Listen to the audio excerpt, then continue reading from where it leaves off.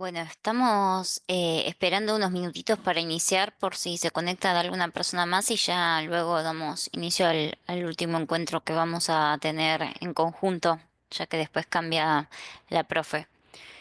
Em, sí, está bien, Diego, ¿no?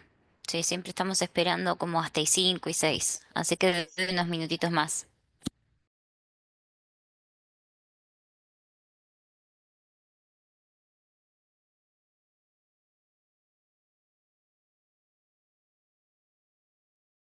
Mientras tanto, voy a ir compartiendo en el chat el registro de asistencia para que lo completen, quienes todavía no lo hayan hecho.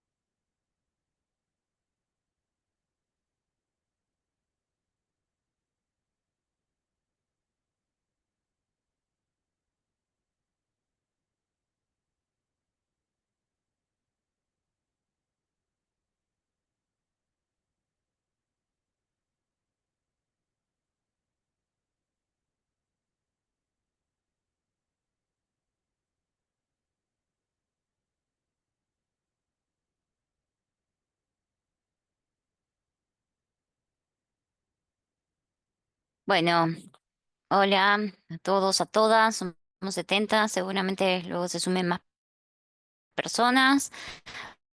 Hoy es el último encuentro que tenemos.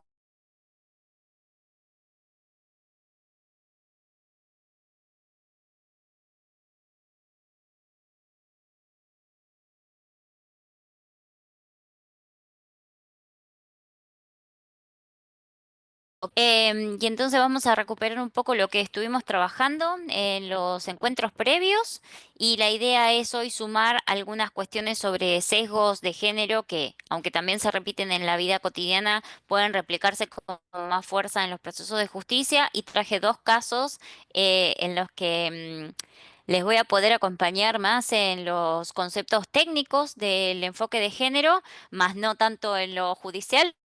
Ustedes ya lo saben, pero bueno, la idea es que también entre ustedes el debate les sirva para poder aplicar las categorías, ¿no? Entonces, Alexandra dice, buenas tardes, es el mismo link que está en el chat de WhatsApp. Entiendo, sí, sí, sí, sí, el link de asistencia es el mismo, si ya lo completaron. Bueno, y quienes no lo hayan completado, bueno, lo encuentran en este chat y también en el WhatsApp. De antemano les voy a avisar que estoy fuera de mi hogar y estoy teniendo problemas de internet. Así que si en algún momento empieza la conexión a fallar, van a ver que apago la cámara y para que tengan fuerza todavía las diapos. Y si empiezan a escuchar mal o cualquier cosa y yo no me doy cuenta, voy a estar atenta al chat para que me puedan avisar. Entonces, para arrancar, me gustaría, si alguien se anima, a abrir el micrófono y contar un resumen de lo que conversamos el martes pasado y también los debates que suscitaron esas categorías de análisis, de los sesgos, sobre todo, los sesgos de género. Y si se animan a más, contar un poco la generalidad de los encuentros hasta ahora, como un breve repaso de lo que estuvimos trabajando en conjunto. No tiene que ser súper perfecto.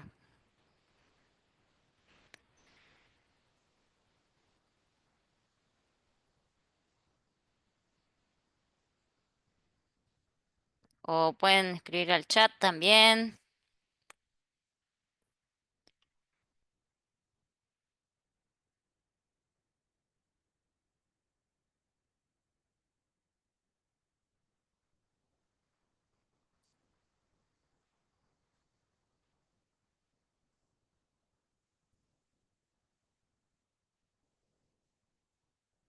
Voy a esperar hasta que alguien con valentía se anime a decir algo, aunque sea. Buenas tardes, Manuelita, compañeros. Hola, Anabel. Eh, Siempre sos el- valiente, ¿eh? Siempre sos la valienta del equipo, de este equipo. Gracias. no, todos participamos. Habíamos visto los diferentes sesgos, el análisis. Se había hecho cada uno de estos tipos sesgos, los de confirmación, afinidad, edad, el sesgo de halo, el de proyección, el de estatus, acuo, en donde establecíamos que las personas bajo estos sesgos actúan siempre pegadas a una idea preconcebida. Y ya con esa idea preconcebida, de acuerdo a cada una de estas categorías, pues el tratamiento que se le da a la persona va a ser siempre sesgado, independientemente de cómo actúe. Siempre vamos a tratar de vincularlo a esa idea preconcebida que ya tenemos una vez que tenemos este sesgo. Ajá. En cuanto a los sesgos de género, decíamos que estos influyen también en la toma de decisiones y oportunidades y también en la forma en la que se estructuran las relaciones. De esta manera siempre identificamos que los hombres están asociados a roles sociales, son mejores en temas de ciencia, de arte, mientras que las mujeres siempre están eh, con este sesgo visibilizadas dentro de los rasgos de cuidado y de servicio. Habíamos Bien, visto que estos sesgos presentan ciertos impactos en la vida de las personas sobre quienes realizamos estos sesgos, en el caso del sesgo de género sobre la mujer, generando inequidad, delimitando sus oportunidades, afectando a su autoestima. Estos sesgos podían ser conscientes o inconscientes, pero nos llevan, insisto, a tomar decisiones en base a una primera impresión. El problema es que este tipo de prejuicios o de sesgos que generamos en el tema de género luego se convierten en patrones culturales que construimos las personas y que pueden devenir también en temas de violencia, en donde se normaliza que porque es hombre está bien que pegue a las mujeres. Bueno, siempre dentro de este hombre también le vemos el hombre ideal, el hegemónico, en donde tiene que ser eh, ah, heterosexual, no puede ser pobre, tiene que ser profesional. Luego ya hablamos de cómo esta violencia afectaba en diferentes ámbitos y hablamos de la violencia sexual como una violencia extrema. Identificamos cuáles son las características del consentimiento sexual y ahí ya contamos los casos que habían vivido cada una de las compañeras dentro de sus labores y se veía no solamente estos sesgos y estas actitudes violentas por parte del agresor, la persona natural que cometía la agresión, sino también por parte del Estado y de los operadores de justicia, en el momento que ujú, emitían sentencias sesgadas dentro de estos roles preasignados. ujú, ujú. Excelente resumen, te agradezco muchísimo por abrir el micrófono y hacer ese recuento. Em, Dos cosas que les quiero decir y que de las que no hablamos, pero que recién la doctora Anabel acaba de mencionar.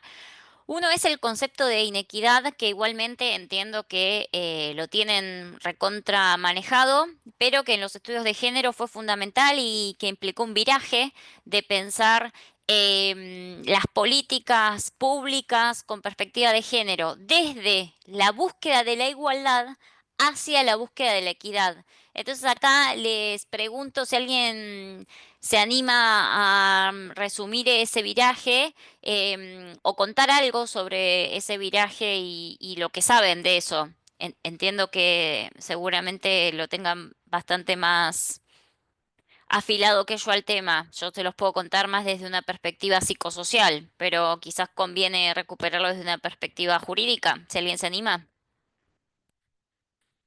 Y si no, cuento desde la perspectiva psicosocial, pero el viraje de las políticas sociales desde, o las políticas públicas desde la igualdad hacia la equidad. También puede ser por el chat, si no quieren abrir el micrófono. La pregunta organizadora sería, ¿qué se busca cuando nuestras intervenciones, nuestras acciones o incluso una política apunta a la igualdad y qué se busca cuando apunta.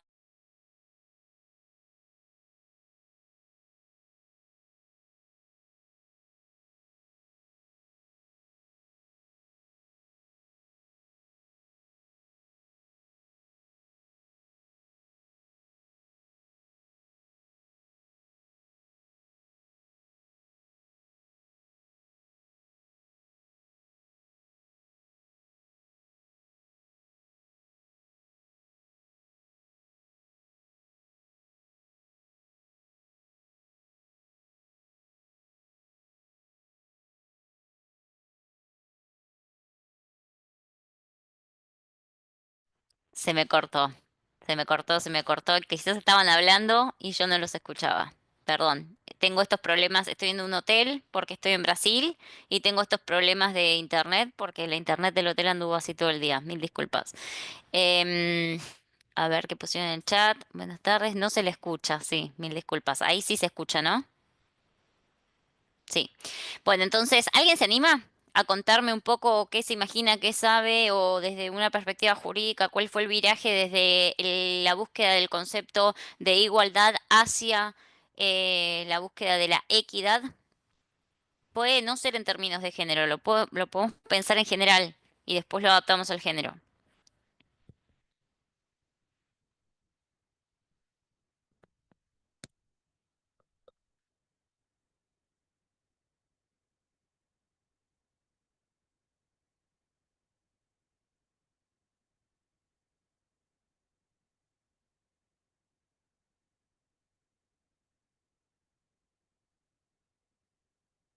Nada, me están escuchando, ¿no? Alguien me dice que sí, aunque sea, sí, ahí veo la cara de Mayra que se mueve. Bueno, entonces voy a contar yo. Cuando el viraje, sí, me dicen que se escucha, solo no me quieren contestar. Entonces, bueno, el viraje sería que cuando nos concentramos en la igualdad, lo que en términos psicosociales, en lo que nos estamos fijando más es en que no haya diversidad en las acciones que promovemos respecto de poblaciones vulnerabilizadas. Cuando nos concentramos en equidad, no nos concentramos tanto en que nuestras acciones o intervenciones sean iguales, sino en que sean adecuadas a las necesidades de una población vulnerabilizada. Y esto es muy importante, ¿por qué? Porque si nuestras acciones pueden ser diferentes para construir equidad, lo que estamos buscando es igualdad en el acceso a derechos, no igualdad en cómo se accede a ese derecho, sino igualdad en el acceso a derechos. Y eso implica reconocer que las personas, no solo en términos de género, aunque también, partimos de lugares diferentes para acceder a un derecho. Y que, por ejemplo, no es lo mismo para una mujer como soy yo, que tuve posibilidades educativas, por ejemplo, que trabajo de lo que me gusta, que soy de clase media, que no estoy racializada, aunque soy latina, si voy a Europa estoy racializada, pero acá en mi contexto o en los contextos en los que me muevo no estoy racializada. No es lo mismo para mí ir al sistema de salud y acceder a salud, ¿sí? Porque en general me tratan bien, me brindan la asistencia que requiero, me dan seguimiento a mi caso, me explican con respeto, en la mayor parte de los casos, a veces no, que lo que le pasa a una mujer, por ejemplo, negra, ¿sí? Racializada, o a una mujer empobrecida porque es de clase baja con menos recursos educativos y que trabaja, por ejemplo, en largas jornadas de cuidado. Entonces, partimos de lugares diferentes, ¿sí? Y para que las dos lleguemos a acceder a un derecho, necesitamos acciones diferentes. Yo quizás sea solo acercarme a una clínica, a un hospital o sacar un turno, y a esa mujer quizás lo que requiere es que el sistema de salud salga hacia, por ejemplo, una comunidad. No digo que sea la única opción, pero para explicar, ¿sí? Entonces, no nos enfocamos tanto en la acción, en que la acción sea igual, sino en que la acción sea adecuada a las necesidades de las personas, ¿sí? La equidad busca construir condiciones de igualdad para acceder a un derecho. Entonces eso requiere acciones diferentes. O sea, vieron que en equidad es que, a ver si tengo el dibujo a mano, se los voy a compartir. En la equidad se grafica, seguramente lo vieron y yo creo que lo tenía y no llegamos a verlo, a ver si lo puse en algún lado. La equidad se grafica como una escalerita acá, en la que personas, ¿ven? Con distinta altura, ¿sí? Requieren diferentes cantidades de peldaños para llegar a lo mismo, ¿sí? Y ahí se ve claramente. Esa es la diferencia entre igualdad y equidad. Cuando yo, y esto es recontra importante, me centro más en la igualdad y en hacer con todas las personas lo mismo, en general tiendo a exacerbar las diferencias o las mantengo a esas diferencias en el acceso a derechos o las exacerbo. Y en cambio, cuando me enfoco en que las personas accedan a un derecho y no tanto en que la acción sea igual, favorezco a reducir esas brechas o a generar mayores condiciones de posibilidad para quienes menos las tienen. ¿Hasta acá vamos? Bueno, y entonces, en relación a lo que decía la doctora Anabel, les quiero contar algo que me pasó el fin de semana que no se los conté, porque pienso que es un sesgo de género muy fuerte, no es algo mío, pero se los voy a contar porque lo conté hoy también en un taller que di acá y suscitó debates, pero bueno, pasaba yo, voy a dejar de voy a dejar de compartir y si quieren, me gustaría, ¿sí? Que en función de lo que vimos la clase pasada, el encuentro pasado, tratemos de articular alguna categoría. Lo voy a contar muy breve. No estaba en mi barrio, yo vivo en un barrio en Buenos Aires que se llama Palermo y estaba en un barrio que queda muy lejos que se llama Villa Devoto. Muy lejos no, pero que queda como si les dijera a 8 kilómetros de mi casa. Estaba en la casa de una amiga, mi amiga había ido de viaje, entonces yo saqué a pasear a su perrita. A la madrugada, no me acuerdo, pero a la madrugada 12 de la noche, 1 de la noche. Y yo iba con la perrita y paso por una calle que estaba muy en silencio porque es un barrio muy tranquilo y escucho muchos gritos de una mujer. Y entre esos gritos escucho que gritaban ayuda. Y también escucho, y esa ayuda era desesperada, con llantos. Escucho que había gritos de alguien que parecía ser un varón y escucho golpes.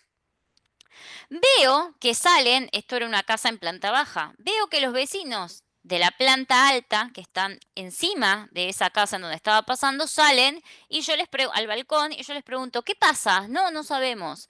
Veo que se amontona gente y decido tocar el timbre.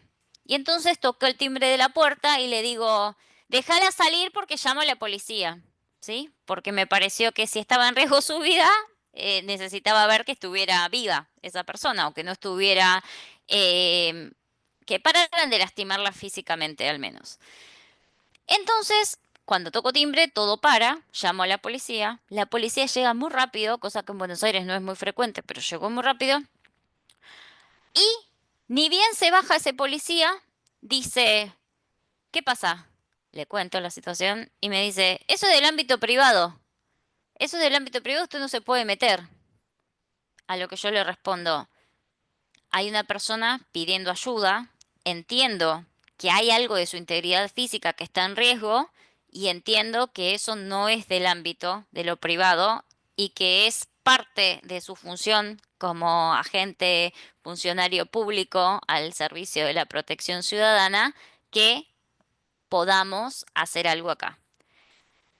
Frente a esto, el policía, que evidentemente no se esperaba eso, me dice, bueno, deme sus datos, por los mismos, mis datos. Entonces yo le empiezo a dar todos mis datos y me dice, ¿y qué hace acá usted a esta hora? ¿Por qué no está en su barrio?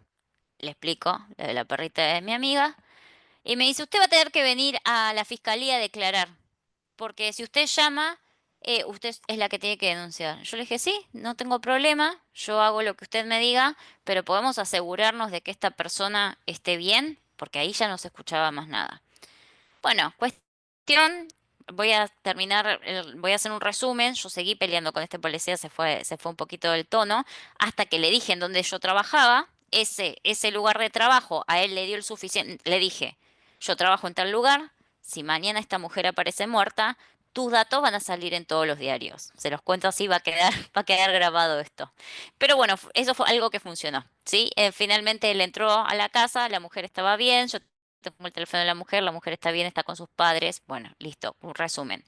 Pero entonces, en todo esto, necesito que entre todos tratemos de ubicar al menos tres sesgos que operaron en esta escena. Y mientras voy a leer porque veo que pusieron muchas cosas en el chat. La igualdad es que las víctimas de violencia tienen derecho al acceso a justicia, equidad. Una víctima en la ciudad puede acudir a una unidad judicial, llamar a la policía, pero una víctima en la ruralidad donde no hay policía o una unidad judicial, pese a tener un derecho, no lo puede ejercer. Sí, genial, Mireia, es un caso bien concreto de la diferencia entre igualdad y equidad. Falta capacitación a los agentes policiales y sensibilidad, sí, por supuesto. Además, se llamaba el oficial Portugal, el señor en cuestión. Acá pasa exactamente igual, los policías le dicen a las mujeres, ¿está segura de que quiere meterle preso al papá de sus hijos? Y eso las hace desistir. Sí, pero pensando en cuestiones y sesgos que vimos, voy a dar pistas. Cuando él a mí me pregunta, ¿y qué haces acá? Que estás tan lejos. No, primero, cuando él viene y me dice, esto es algo privado, ¿qué sesgo opera ahí? ¿Qué sesgo de género opera? Ahí puso la doctora Juana, que es de ámbito privado, que hace ella es ahora. Sí, las dos. Las dos son sesgos de género, pero podemos pensarlos un poco más en profundidad. ¿Alguien se anima?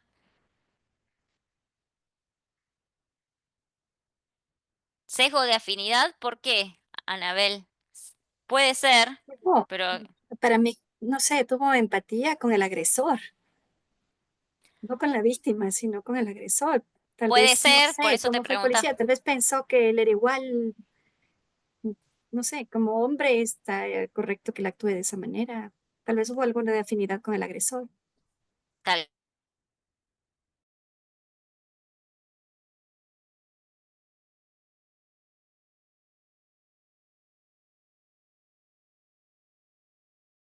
cual es un sesgo de hablar. Disculpen, tengo mal internet. ¿Me escuchan? Sí, se fue Manuelita, pero ya regresó. Voy a apagar la cámara, a ver si vuelve a funcionar. Entonces, perdón, Anabel, estabas diciendo sesgo de afinidad porque se sintió identificado con con el varón agresor más que ponerse en el lugar de la víctima. ¿Eso dijiste? Porque a mí se me cortó Sí, sí, también. sí, así es. Tal cual, es un sesgo de afinidad por aquello que mencionábamos de la cofradía masculina, ¿sí? Y el resguardo de los propios privilegios, ¿sí? Y la protección entre iguales, ¿sí? Hay un sesgo que tiene que ver con el lugar público y privado. ¿Se acuerdan que vimos varón público, mujer privada? Entonces, lo relativo a la protección de la mujer como algo del orden privado, entonces la violencia como algo del orden privado, ese es otro sesgo. Y el tercer sesgo es el sesgo en el que una mujer no puede estar lejos de su casa por la noche porque ¿a qué se asocia eso? A una mala mujer o a una mujer no tan buena. Me avisan cualquier cosa si no me están escuchando, ¿sí? En el chat, aunque sea. Escríbanme si no me escuchan más. ¿Ahora me escuchan? Ay, nadie mueve la cabeza, Sí se entonces escucha, no sé sí se si me escucha. están escuchando. Ay, gracias. Bueno, ahí va.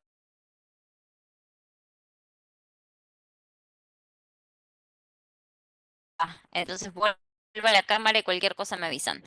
Bien, entonces, o cotidiano para sostener las múltiples violencias que recaen sobre nosotras las mujeres, ¿sí? Podría contarles más cosas. Después salió el señor agresor y dijo, esta piba está loca, tiene muchísimos problemas. Y entonces mi pregunta fue, si es una mujer a la que querés y está teniendo muchísimos problemas, ¿por qué le pegás en vez de ayudarla? Y el chabón me dice, porque si, perdón, y el señor me dice, porque si no se ayuda a ella, no la puede ayudar nadie.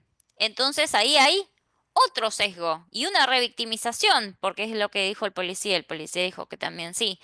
¿Por qué? Porque la culpabilización recae sobre la mujer que está sufriendo violencia, ¿sí? A ver más de justicia, pero no sé por qué no se los había contado el martes y me pareció que hoy podía servir.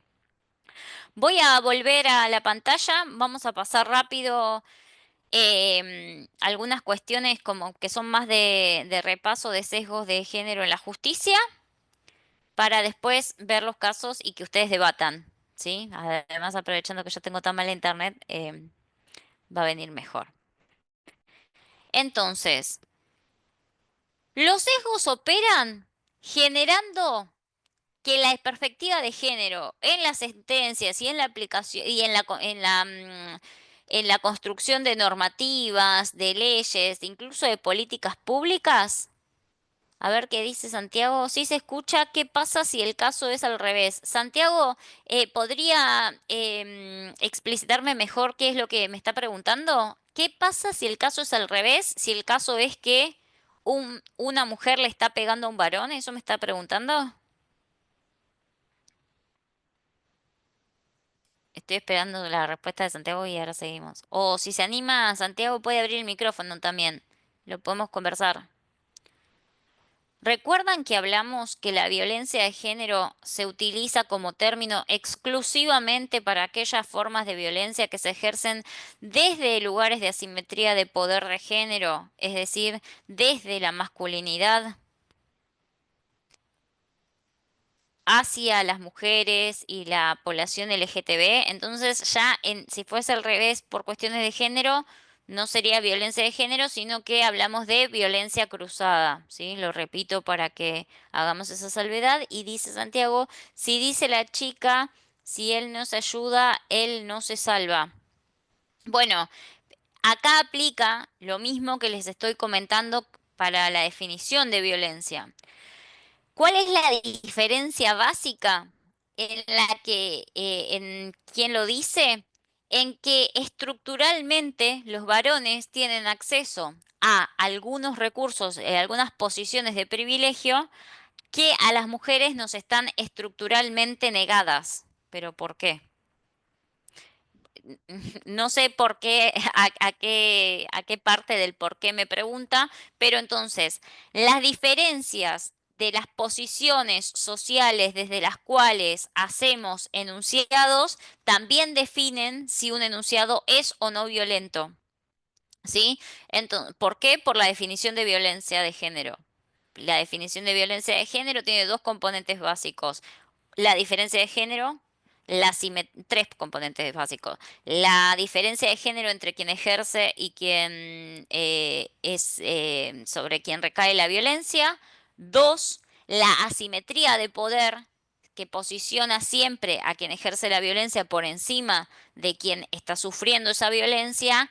Y tres, que el motivo de esa violencia se relaciona con patrones de género, ¿sí? Entonces, por eso sería.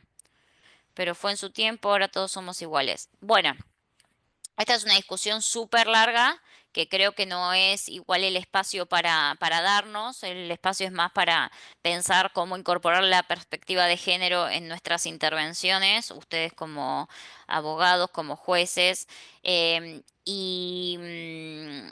hay muchísimas evidencias estadísticas que muestran que las personas no tenemos las mismas condiciones de acceso a derechos y eso nos vuelve completamente desiguales. Las inequidades persisten en muchísimos ámbitos, podemos decir desde el lugar que, no sé, del más obvio que es la brecha salarial de género, hasta los casos más extremos, por ejemplo, de las las estadísticas en relación a trata de personas con fines de explotación sexual, que es uno de de las violencias de género más extremas, o los feminicidios. Digamos que esas estadísticas son rotundas y muestran que esa igualdad puede ser una igualdad en los papeles, más no una igualdad en la vida cotidiana concreta de las personas. Pero igual esa es mi respuesta, que no es una verdad absoluta, es una respuesta que está mediada porque soy una mujer que trabaja en género y que se define como feminista. Y esos lugares como feministas los explicitamos, digamos. Pero si alguien quiere decir algo sobre esto, está abierto el micrófono para eso.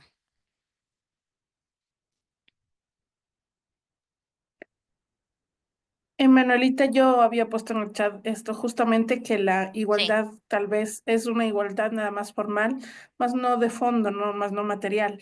Es decir, sí, tenemos derechos más reconocidos, pero el asunto es que también todo este bagaje histórico que tenemos, este recorrido de cada derecho alcanzado, no es gratis y no, y lamentablemente no es que esté en firme.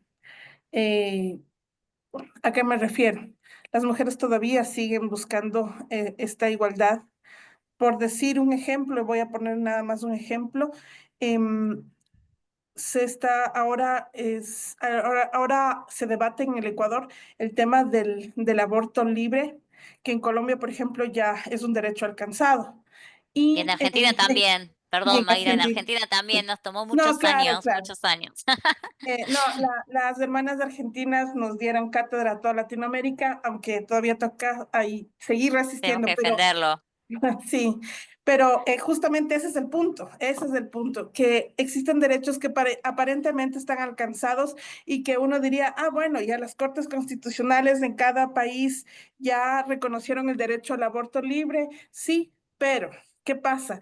Que nada más llega alguna crisis política o económico y esos derechos se cuestionan y ahora están viendo los modos de quitar esos derechos. Entonces, por eso digo que pareciera que en lo formal llegamos a tener derechos que están consagrados, pero estos no están en piedra, lamentablemente, y más bien es una constante de hacer que lo que está en las leyes, lo que está en la Constitución y en los tratados, se haga vivo en cada caso y que aterrice justamente en la denuncia de la persona, del último pueblito de algún recinto.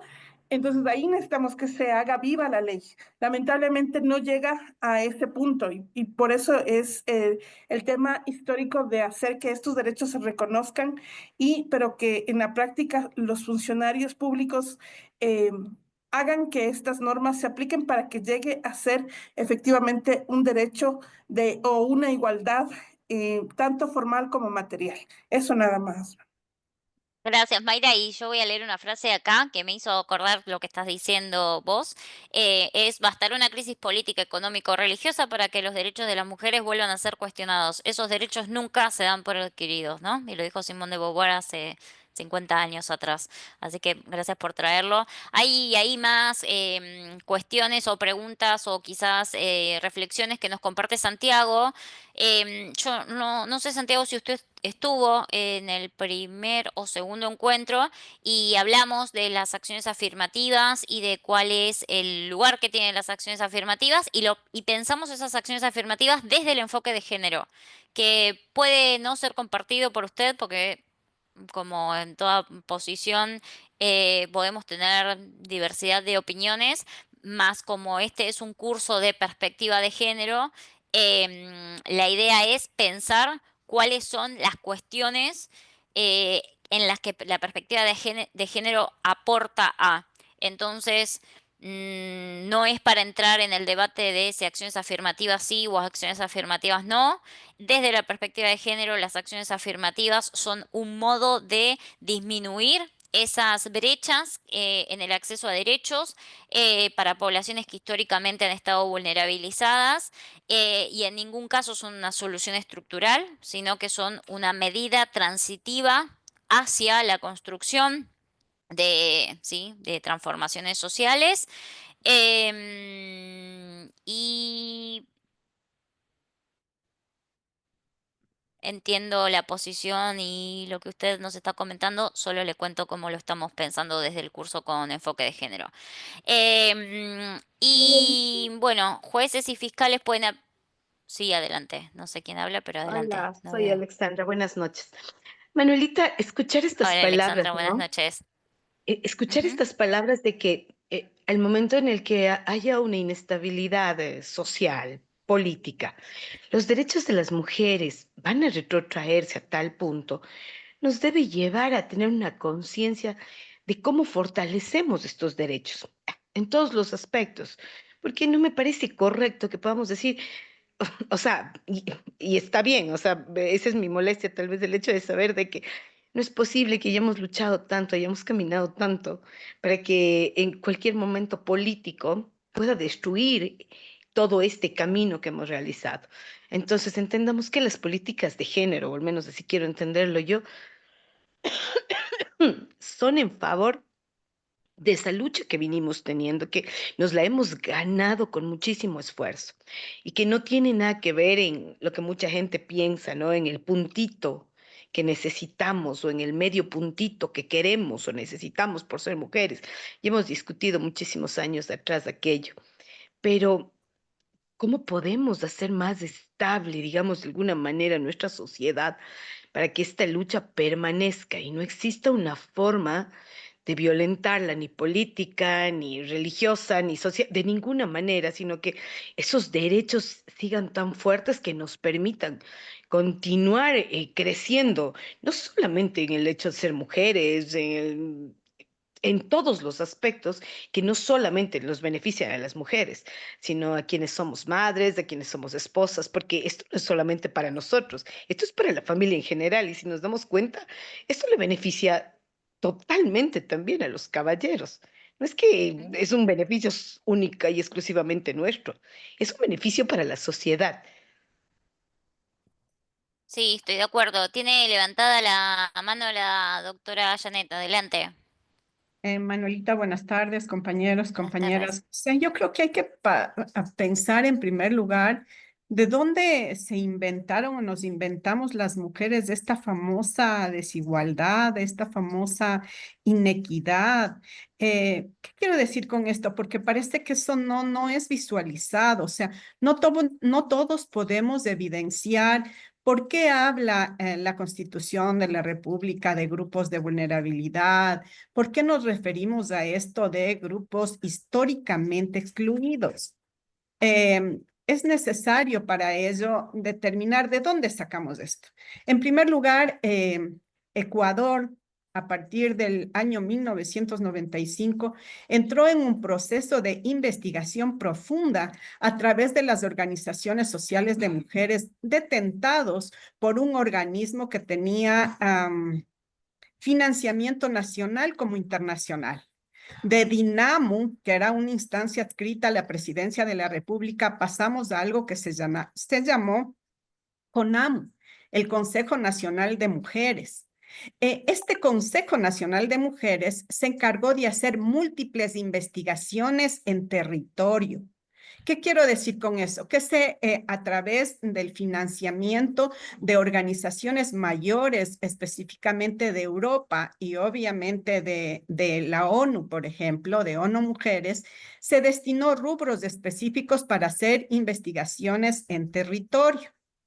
Dentro de esas investigaciones que se realizó por DINAM, CONAM, que era una instancia adscrita a la Presidencia de la República, se trató de establecer una realidad social en cuanto a la violencia intrafamiliar, porque estas organizaciones internacionales lo que buscaban es un diagnóstico a nivel de Latinoamérica y especialmente en ese tiempo de Ecuador, de ver cuál era el fenómeno o la incidencia de la violencia intrafamiliar.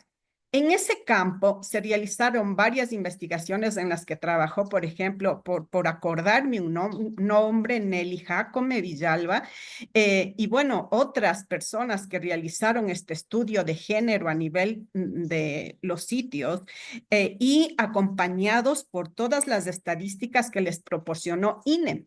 Hay varios libros que hacen relación a eso y obviamente lo primero que se dieron cuenta es que la violencia para las mujeres mestizas no era lo mismo que la violencia para las mujeres racialmente excluidas, etcétera, y para las indígenas. De esto se obtuvo un porcentaje de estadísticas en la que se determinó que en el Ecuador 7 de cada 10 mujeres habían afrontado algún tipo de violencia, ya sea violencia psicológica, violencia física, violencia sexual. Con este estudio se comenzó a través de las organizaciones sociales de mujeres, no sé si ustedes les han oído, el Foro de la Mujer, la Coordinadora Política de Mujeres, que su existencia estuvo sustentada y financiada por estas organizaciones internacionales a través de CONAMU. Todas los que son las fundaciones como CEPAN, etcétera, etcétera, especialmente en Guayaquil con Anunciata Valdés, con María Leonor Jiménez, etcétera, se estableció esta Fundación María Guare, que es la fundación que comenzó a establecer a nivel de la costa todas estas diferencias. Y como les digo, a partir de esto inició un proceso organizativo político financiado por estas organizaciones y a través de la presentación del primer proyecto, que es la Ley contra la Violencia a la Mujer o la Ley 103 que conocemos, que dio inicio a las primeras comisarías de la mujer, se trató de hacer una incidencia en la estructura social. Es así que a través de estas estadísticas del INEN, de CONAMU, de las investigaciones fenomenológicas sociales de la violencia intrafamiliar en el Ecuador, se sacan unas estadísticas y se habla con conocimiento de causa de que existen 7 de cada 10 mujeres que están siendo agredidas. De ahí nacen las comisarías, después se realiza esta política de no violencia contra la mujer, se establece otras instancias más que propugnan este pedido, esta solicitud, esta lucha por los derechos de igualdad de las mujeres y de los hombres. Entonces, este famoso grupo históricamente excluido, como son las mujeres, no es que se han reunido un grupo de mujeres y se les ocurrió manifestar que no tienen la misma igualdad, sino es producto de un estudio largo que se realizó en años, desde creo que 1992 hasta 1995, cuando se crea la Ley contra la Violencia a la Mujer y la Familia. Y de ahí sí el Estado tiene la participación directa en incidir en la violencia contra la mujer, porque se hizo un estudio primero económico de campo, cuántas mujeres trabajaban. La primera pregunta que nos hacían en ese tiempo, ¿cuántas de nuestras abuelas han tenido acceso a la universidad? ¿Cuántas de nuestras abuelas han podido terminar un cuarto nivel? Entonces, de ese grupo se determinó, comenzó a estudiarse. ¿Por qué? ¿Por qué hay hombres que sí tienen en la universidad y en ese tiempo, en 1995, por qué nuestras abuelas no había nadie accedido a la universidad? Eso es un fenómeno sociológico de estudio, compañeros. O sea, no es una política que salió por las feministas. En base a eso, el Estado estableció políticas muy puntuales. Dentro de esas políticas, la acción afirmativa, desde luego que la acción afirmativa es eminentemente temporal. Solo para darles a conocer a ustedes que no se estableció a lo loco la acción afirmativa ni la lucha de mujeres por la igualdad y más que igualdad, la equidad. Gracias, Manuelita. No, gracias a usted, doctora, como siempre es muy clara. Igual yo sí quisiera decir, agregando a lo que usted menciona, es que una investigación que produce cifras o estadísticas que muestran en concreto cuáles son las cuestiones de violencia, no son incompatibles con que sean producidas desde los feminismos y que explicitar que producimos teoría feminista, que intervenimos con perspectiva feminista, también es una forma de generar cambios estructurales. ¿Por qué?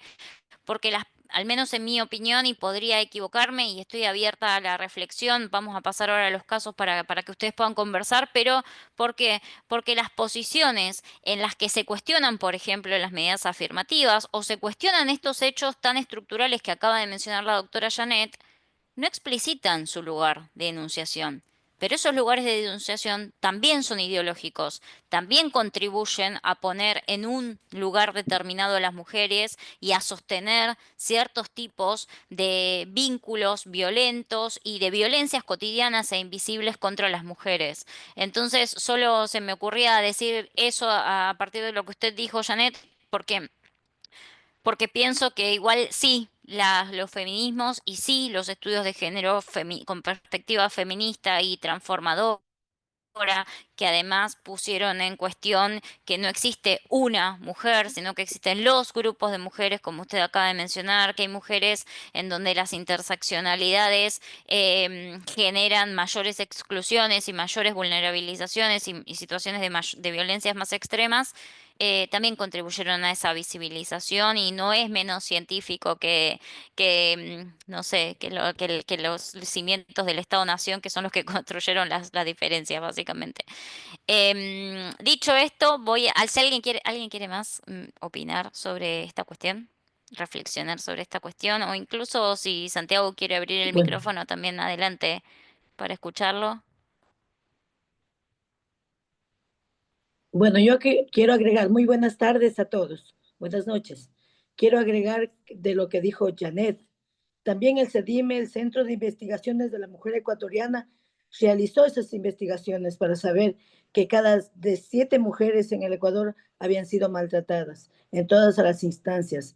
Fueron las organizaciones de mujeres quienes pelearon la ley de violencia contra la mujer, quienes capacitaron a todas las mujeres del Ecuador. Fueron el Comité de Desarrollo de la Mujer Fronteriza, en lo que estamos acá en el Oriente. Son casi como 20 años de lucha de organizaciones de mujeres para ver nuestros derechos, para que no se violen nuestros derechos, para que se identifique la ley de maternidad gratuita. Antes una persona que iba a dar a luz tenía que pagar todo, todo lo que es medicina. Por ello se consiguió la ley de maternidad gratuita para que la mujer tenga todos los insumos y pueda dar a luz. A veces no había ni camas. Todo eso fue una lucha. También peleamos por la ley de cuotas con organizaciones de mujeres. Fuimos las mujeres que peleamos para que se establezca el 50% hombres, 50% mujeres cuando se vaya a decidir en los partidos políticos. Hacíamos vedurías, todo eso. Esto no es así nomás de nombre, de derechos de mujeres, que solamente porque el Estado está. Fue una constante lucha. Ustedes ven que desde el principio una mujer no podía tenía el derecho al voto, no podía tener derecho a la educación, una mujer no podía desempeñar cargos públicos de directiva, no podían ser policías, no podían ser militares. Ahora todo esto ha cambiado, pero parece que los de ahora, la gente de ahora, cree que eso ha sido así nomás. No, fue una constante lucha. Yo formé parte de las organizaciones de mujeres de todo el país y por eso con esa lucha, con esa constancia, hemos podido educar desde el principio a nuestros hijos, indicarles de que ellos son seres humanos y que tienen que hacer, no que tienen que no cocinar, no tienen que ser todos, somos iguales, tienen que ser todo. Por eso cuando se van a estudiar lejos, ellos no tienen ningún problema de que no pueden cocinar, no pueden hacer nada. Todos tenemos que hacer todas las cosas, pero hay que hacerlo con la práctica, no decir y no practicarlo. Y eso ha sido una constante lucha, la defensa de los derechos de las mujeres, la defensa de la no violencia. No se debe permitir. El hombre abusa hasta que la mujer lo permite. Todas esas cosas quería nomás aclarar. Muchas gracias. Gracias a usted, Francia. Había una pregunta antes de que interviniese. Sí, Nancy, ahora le doy la palabra. Levantó la mano, ¿no? Ahora le doy la palabra. Pero antes de que la doctora Janet hiciese su intervención, hubo una pregunta de alguna compañera que dijo, bueno, ¿cómo hacemos para que una crisis política, una crisis social o una crisis económica no vuelva atrás los derechos de las mujeres? Y yo, en mi opinión, creo que Francia lo acaba de contestar. Hay medidas que son paliativas y que intentan revertir brechas que ya existen y hay otras que son transformadoras. Y las transformadoras son la sensibilización y la educación. Criar diferente a hijos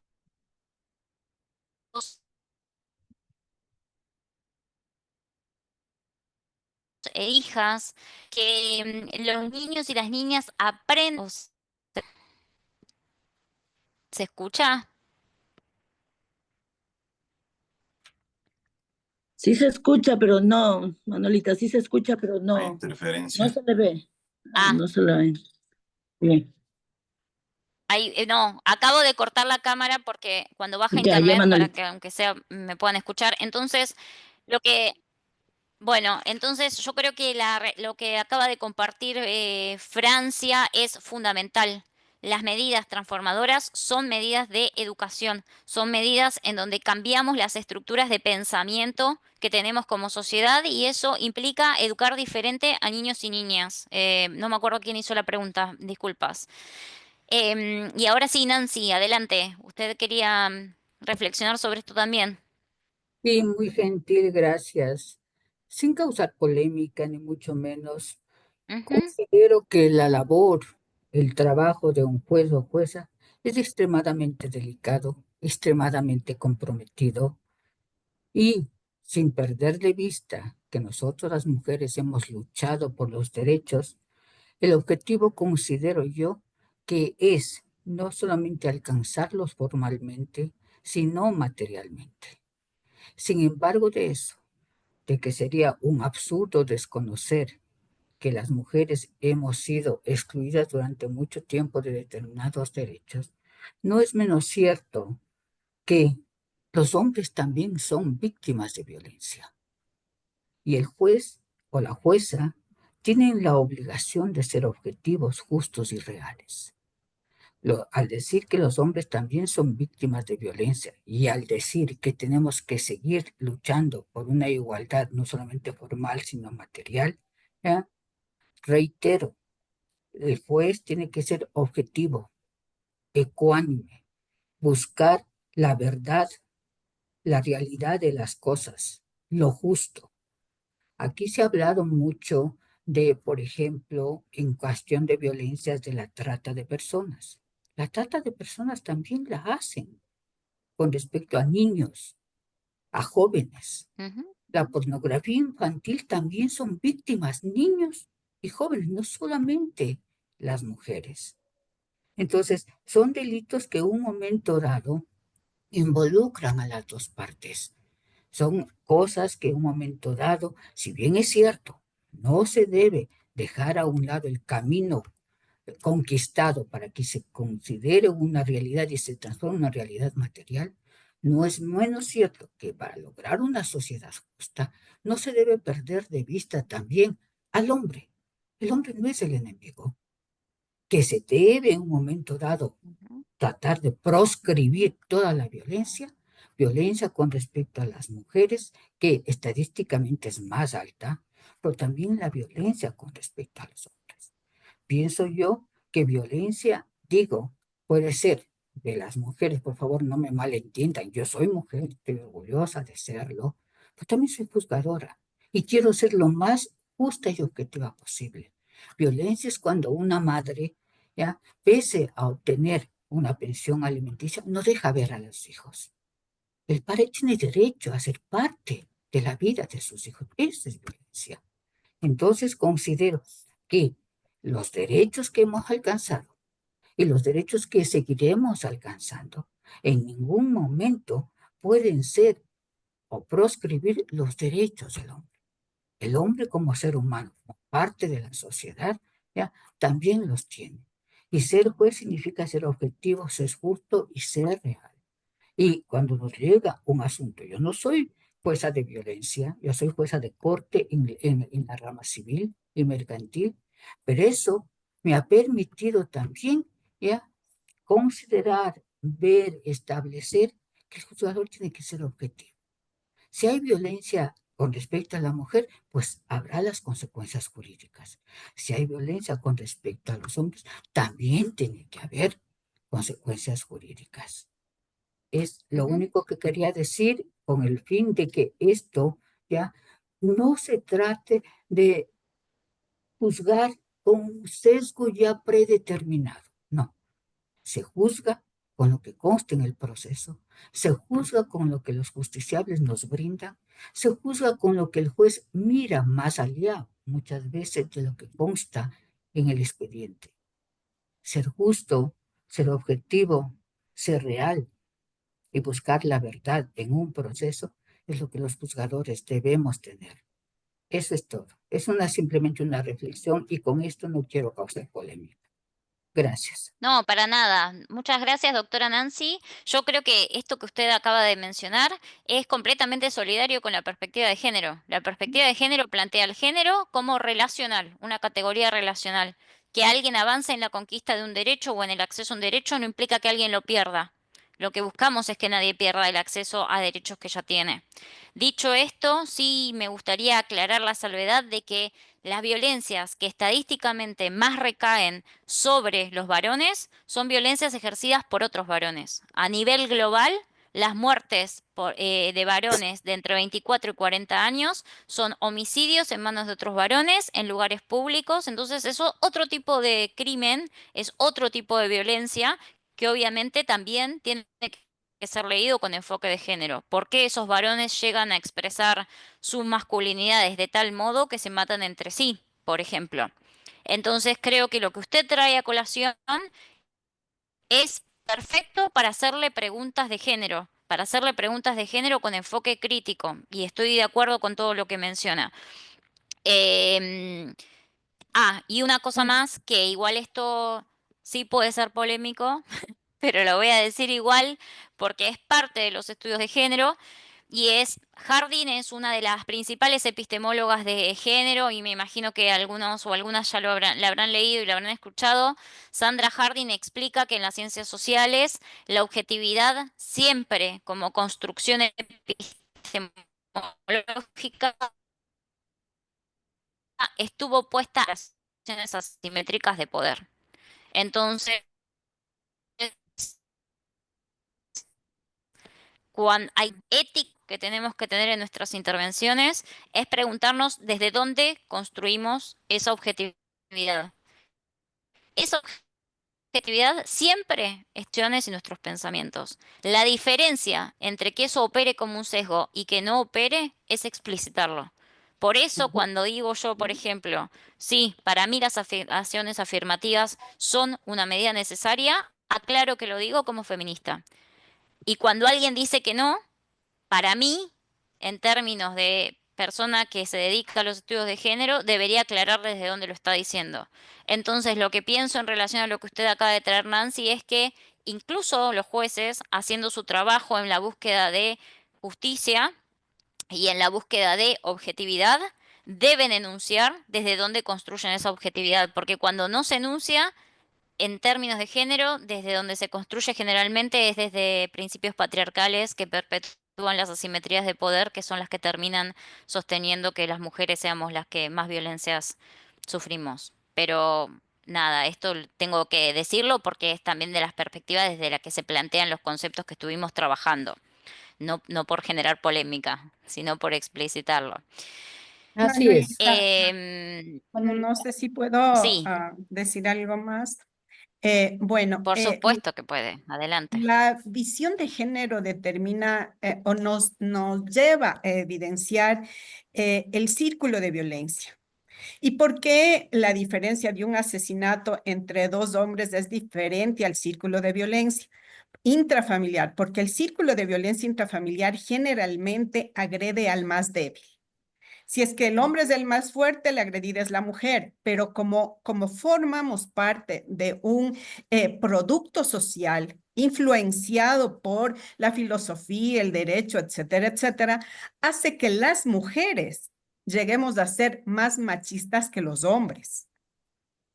¿Y por qué digo esto? Porque las mujeres obviamente somos madres también de varones. Y ese pensamiento androcéntrico y machista hace que nosotros colaboremos con este patrón y esta estructura social. Y claro, como jueces y jueces de violencia sería impensable, por ejemplo, que una mujer que agrede a su hijo, porque si ella le agrede al marido, no, perdón, si el marido le agrede a ella, no es que las cosas quedan ahí. Es un círculo y es un espiral porque esa mujer es una persona agresiva porque es víctima de otra persona y contra quién va a ir dentro del círculo de violencia contra la persona más débil. Hay una violencia de ella como madre, producto de la victimización que sufre del padre hacia los hijos. ¿Qué quiero decir con eso? Como ella lo ve incluso a los hijos como el hijo del agresor, te pareces igual a tu padre, al menos cuando hay una separación, una forma de etiquetar y agredir, vulnerar el desarrollo integral del niño, de la niña, es eso. O sea, compararle peyorativamente y decirle, mira, pero eres igualito al tal y cual de tu padre. Y a veces llega tanto la violencia que esta madre le agrede brutalmente, le produce violencia psicológica. Y afortunadamente, como las escuelas son el filtro, les llevan ya prendidas a las mujeres. Entonces, yo como jueza mujer no puedo obnubilarme y decirle, ah, no es que la pobrecita mujer no ha de... Yo sé que ella es producto de un círculo de violencia de su pareja, pero también sé que ella está descargando esta agresividad en contra de un niño. El hecho de chantajear a la pareja y decirle, verás, si tú quieres verle a tu hijo, tienes que hacer tal y tal cosa, es una violencia psicológica fuerte porque no destruye solamente a la persona que ella supuestamente quiere violentarle, sino más que nada el desarrollo integral del niño, de la niña, que nada tiene que ver con el problema que han tenido sus padres y que le rompe la posibilidad de tener un desarrollo integral sano.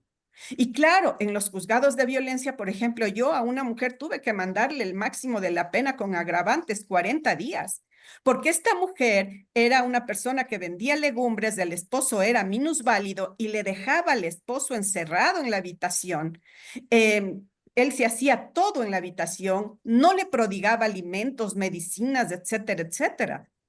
Entonces, esa manera de visualizar el género como el derecho a la justicia y a la igualdad nos hace a los jueces y a las juezas que entendemos esta visión de género, que la violencia a nivel intrafamiliar no queda solamente en la violencia del hombre hacia la mujer, no, no. Esta mujer agresora va a agredir a sus hijos y sus hijos agredidos van a cometer bullying en las escuelas en contra de otros niños y niñas.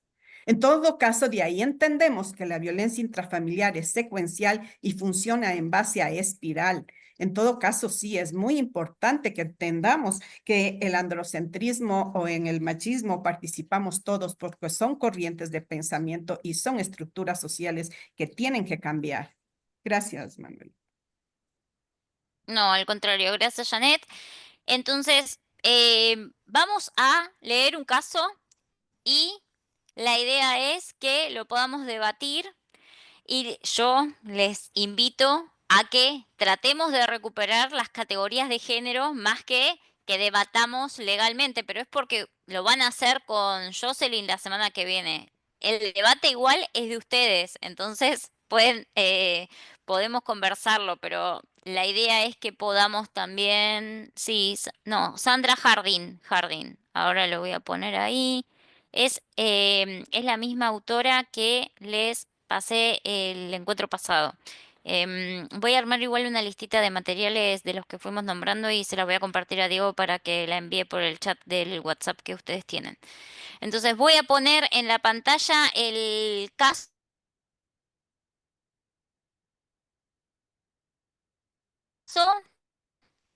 y vamos a ver si lo conversamos y encontramos ahí los sesgos también de intervenciones más adecuadas para esos casos, sería fantástico. Entonces, a ver si me anda muy mal, perdón. A ver,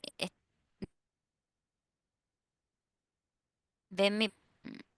No sé si la ven. Voy a no ampliarla del todo.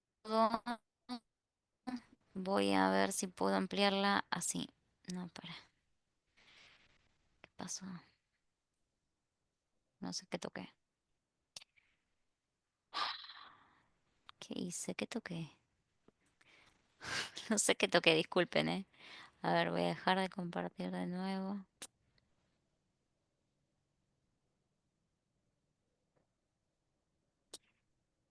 Bueno, como esto no me está dejando y yo no sé qué hice,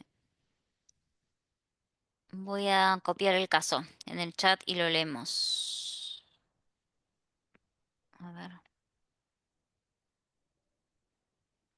Ay, Disculpen, anda muy mal internet.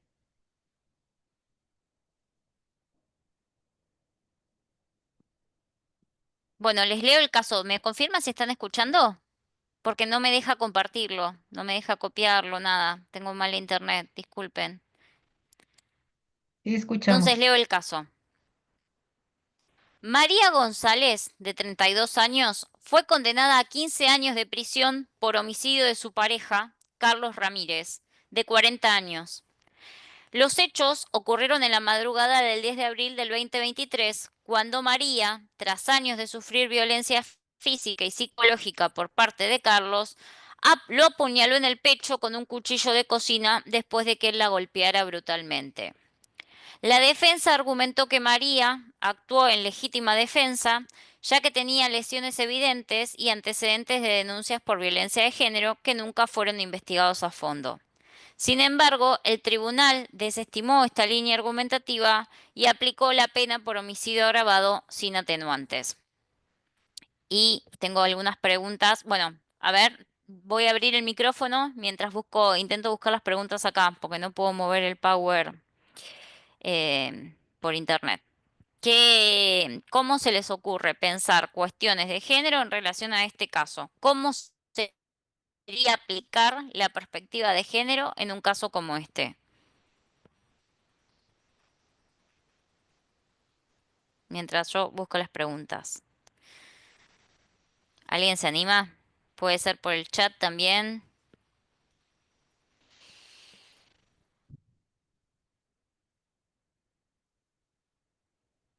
Em, bueno, ahorita yo voy a tomar la palabra Sí, adelante, Mayra.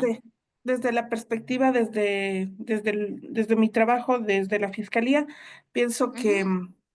este caso no debería pasar a un proceso judicializarse, bajo un tema de los siguientes argumentos. Habría que hacer una investigación, obviamente, ¿no? Dentro de la investigación habría que establecer esta asimetría de poder, desde la edad de la víctima, entre la víctima y la presunta agresora, porque esta asimetría de edad evidentemente sí hace un ejercicio de un rol de poder ahí, en donde no es lo mismo una agresión entre personas, digamos, de edades por lo menos similares, o en donde no haya una brecha tan alta. Segundo, también habría que hacer una recopilación de todas las antecedentes de violencia, desde las denuncias que según se dice no se fueron investigadas. También habría que haberle hecho un examen médico legal a la presunta agresora para establecer estas lesiones que se señala, para verificar en dónde estaban los golpes, en la cara, en el estómago, en las piernas, o qué tipo de agresiones se utilizaron en ese momento.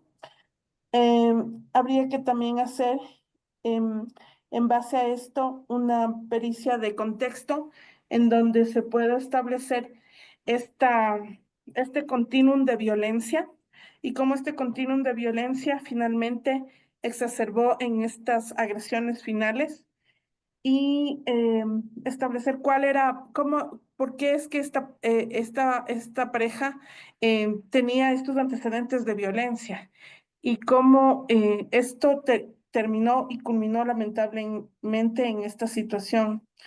Y bajo ese argumento, también habría que, no sé, escuchar, si es que es posible, obviamente las versiones de la señora, pero ojalá hubiera también testimonios de familiares cercanos, hijos o alguien que haya podido observar no solamente esta agresión última, sino incluso las anteriores, que pudiera dar información sobre los hechos de violencia anteriores. Bajo estas causas, y para argumentar el tema de la legítima defensa, es necesario entender y hacer este análisis del examen, el examen médico legal de ella versus también la autopsia de él para establecer las lesiones de defensa que aparentemente parece que existen en este caso y de esta manera justamente aplicando el enfoque de género determinar que fue una legítima defensa. Solamente también esto eso es lo que desde la perspectiva de fiscalía, al menos es lo que yo aplicaría. Y decir nada más que un caso similar aquí ya pasó.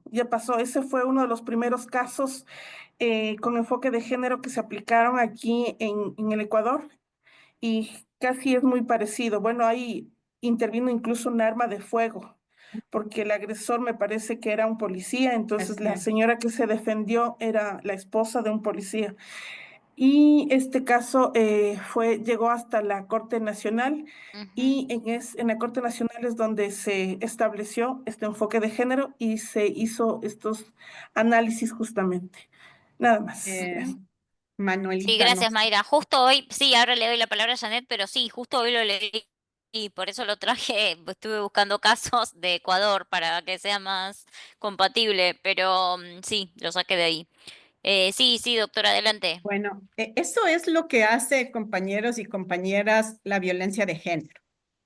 O sea, una víctima de violencia de género no es que va a quedarse cruzada de brazos, no, no, no. La víctima de violencia de género va siempre a irrogar, en la mayoría de los casos, a irrogar violencia contra otra persona o el círculo de violencia va a estallar de tal manera que va a atentar contra la vida misma de cualquiera de los integrantes, ya sea la pareja que le violentaba, ya sea un hijo o una hija.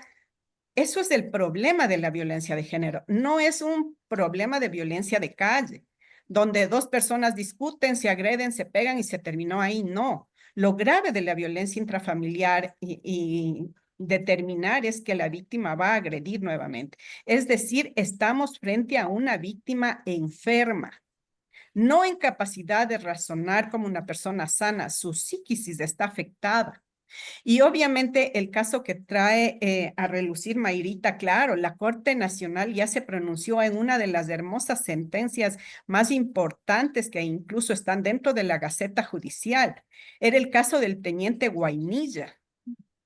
El caso del teniente Guainilla es muy similar al caso que nos presenta Manuelita, porque este señor se hace pareja desde los 15 años de esta chica y el día en que estalla este hecho y le mata a la mujer a él, había tenido un periodo de convivencia más o menos de unos 10 años. Estamos hablando de una presunta agresora de 25, en donde él se queda descansando, dormido en la sala de su casa y ella toma el celular de él, mira el celular y ve que ahí una compañera policía le manda el mensaje y le dice, mira, estoy con principios de aborto, por favor, ven a verme rápido, estoy en el hospital de la policía.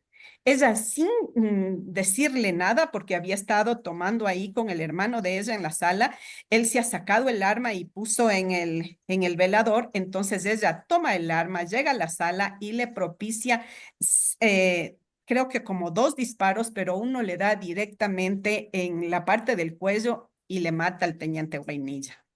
En esas circunstancias, el análisis de la Corte Nacional lo hacen en base a atenuar la pena, no a exculparle desde todo punto de vista, sino a atenuar la pena. Ahí se tuvo que sacar a relucir una de las pericias más importantes que ya lo mencionó Mayrita, que son de altísima complejidad y especificidad, que es la antropología forense, el contexto, el estudio de contexto en el que de ley se tiene que tomar la visión de género en una relación asimétrica de poder. En todo caso, aquí la sentencia de la Corte Nacional aplicó en extremo la visión de género, pero no solamente la sentencia esa, sino los pronunciamientos de la Corte Interamericana de Derechos Humanos, de los jueces de la Corte Interamericana de Derechos Humanos, que bueno, al menos a mí me implica mucho respeto estos jueces porque son ampliamente expertos en administrar justicia. Ellos lo toman esta visión de género en sus múltiples sentencias. Y yo creo, bueno, que ellos no están obnubilados por esta cuestión de defensa de las mujeres ni de nada de eso, sino por aplicar una administración de justicia totalmente imparcial e independiente, así como lo hicieron en el caso del teniente Guainilla, que está dentro de los cuadernos de jurisprudencia de la Corte Nacional. En todo caso, que nos quede muy claro de que la víctima va a ser victimaria en lo posterior y la violencia es cíclica que va a llevar a cosas muy graves después. Gracias, Manuel. Gracias, Janet. ¿Alguien más quiere a ver qué dice el chat? El chat dice, podríamos hablar de Buenas noches. sesgo de afinidad. Ahora le doy la palabra, termino de leer algo que habían puesto en el chat y ya le cedo la palabra. Podríamos hablar de sesgo de afinidad si el tribunal está constituido por hombres. También se podría hablar del efecto halo en base a un estigma si, por ejemplo, fuese una mujer indígena, afrodescendiente. Sí, gracias, la doctora Janet, la otra doctora Janet. Sí, adelante, no vi quién estaba hablando, pero adelante. Gracias y buenas noches. Sí, me Hola, parece que hola, el caso está bastante claro y conforme a las guías, las preguntas guías, considero de que la legítima defensa desde el punto de vista ya estrictamente jurídico sería un poco difícil aplicarlo por el hecho, sobre todo el requisito de que no es el medio racional de defensa empleado posiblemente. Sin embargo, considero de que no se tuvo en cuenta el contexto de violencia. Esto debió ser un factor, tal vez, si bien no un eximente de responsabilidad, sí un atenuante grande de responsabilidad. Definitivamente considero de que no se tomaron en cuenta los estándares sobre la perspectiva de género. De manera rápida, nosotros tuvimos un caso en la provincia donde soy juez, en Morona, Santiago, en donde en el contexto de violencia intrafamiliar, un padre le estaba maltratando físicamente a su esposa y su hijo llegó, su hijo ya mayor de edad llegó, un chico que estaba estudiando en la universidad, llegó y le defendió a su madre y con eso le mató a su padre. Entonces allí hicimos un análisis esto respecto a que en primera instancia no se tomó en cuenta en lo absoluto respecto a las condiciones, como se dice, a los antecedentes, a una pericia de toda esta violencia que había vivido este chico, el procesado desde su niñez, su adolescencia, y el ciclo de violencia en que estaba también su madre. En segunda instancia, en donde estoy trabajando, nosotros consideramos esto como un atenuante trascendental. No recuerdo exactamente cómo fue, pero obviamente, si bien se dio una condena, una sentencia de condena, pero se le dio muy atenuada y el chico pudo a buena hora, entiendo que ya después cumplió su pena, inclusive pudo terminar su universidad. Gracias, eso quería compartir. Gracias por el análisis y también por compartir el caso, muy interesante. ¿Alguien más quiere agregar algo sobre este caso? Si no, pasamos a otro. A ver si... Doctora, buenas noches. Disculpe que Hola, no Tati, pueda ¿cómo le prender la va? cámara, pero No quiero pasa acotar nada, algo adelante.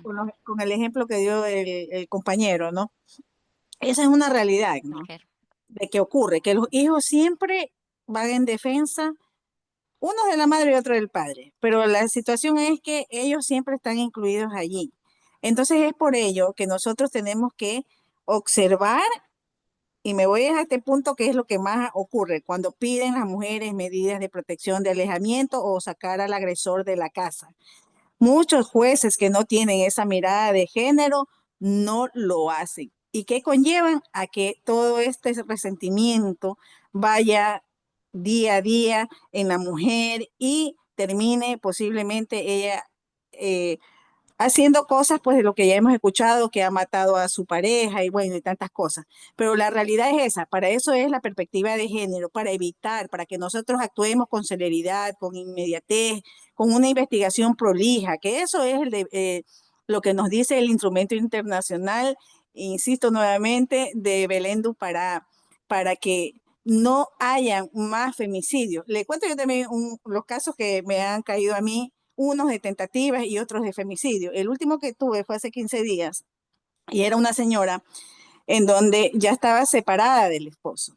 tenía medidas de protección. Sin embargo, el esposo, pese a que tenía y estaba notificado con las medidas de protección, llegó un día por la ventana, ingresa a la casa y le comienza a golpear con un martillo en la cabeza para matarla. La señora se tuvo que hacer que estaba muerta, pese a todos los golpes, porque la mujer igual se defiende. Entonces ella, en lo que estaba golpeada, estaba ya fuertemente herida, le rogaba que no la mate, que, no, que ella lo amaba, que no, y lo hiciera por sus hijos, que la deje vivir. Y se hizo la muerta. Así lo dijo en su testimonio también. Ella tuvo que hacerse fingir que estaba muerta y él, pensando que ella estaba muerta, entonces viene y se inserta un fierro en el estómago. Entonces los dos fueron graves porque gracias a Dios la señora no murió, pero eso es una tentativa de femicidio. Entonces lo que les quiero hacer es una reflexión a los compañeros que están en este diplomado, que justamente se trata de eso, de que se comprenda que una medida de protección muchas veces ni siquiera salva vidas, porque mientras llama a la policía o la policía llega de manera tardía, entonces la mujer sufre este tipo de violencia. Eso es lo que nos llama a una mirada de perspectiva de género, de actuar con debida diligencia, con inmediatez, con celeridad, no juzgar a una mujer, sino justamente ver todo ese antecedente de historia, de lo que ya hemos escuchado aquí, que ha vivido la mujer y que tenemos que evitar que pasen ese tipo de situaciones, que los hijos estén involucrados dentro de estas discusiones, de que el hijo se convierta en un asesino, bueno, etcétera, etcétera. Eso era lo que quería aportar, doctora. Muchísimas gracias, doctora Katy. Sí, interesante la reflexión sobre esto, para qué y por qué la perspectiva de género. Muchas gracias. No sé si hay alguna reflexión más y si no, cambio de caso y leemos el próximo. ¿Cambió? Entonces lo leo. A ver, voy a cerrar el chat un segundo. Sofía Martínez, de 25 años, denunció a Tomás Fernández, de 30, por abuso sexual con acceso carnal. Según su testimonio, los hechos ocurrieron el 12 de junio de 2023, cuando fueron juntos a una fiesta. Sofía declaró que Tomás la llevó a su departamento después de que ella consumiera alcohol y que, aunque ella expresó que no quería tener relaciones sexuales, él la forzó. Durante el juicio, la defensa de Tomás argumentó que la víctima no se resistió de manera suficiente, que no hubo signos de violencia física visible y que habían tenido encuentros sexuales previos. Además, la defensa utilizó fotografías de Sofía en redes sociales y mensajes de texto para sugerir que ella era una persona sexualmente activa y que no podía afirmar que no hubo consentimiento. El tribunal absolvió a Tomás por falta de pruebas contundentes, señalando que no había evidencias físicas claras de agresión y que el relato de la víctima no era lo suficientemente firme.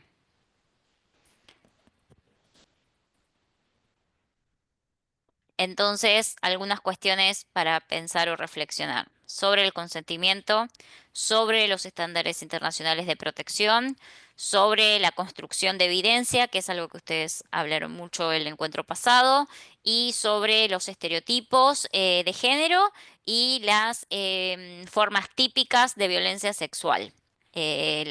Típicas en términos de construcción tipificada, ¿no? Lo que creemos que es lo normalizado acerca de los reflexión, pensar, puede ser por el chat también. Voy a apagar la cámara, dice internet inestable. Sí, adelante, doctora Juana, ¿no? Adelante. Sí, buenas noches. Bueno, yo quiero comenzar diciendo lo que ya se ha Buenas dicho por varias noches. ocasiones. La importancia de actuar con perspectiva de género. Y vuelvo a repetirlo, se cree que actuar con perspectiva de género, como lo dijeron, es ponerse a favor de las mujeres. Eso no es así.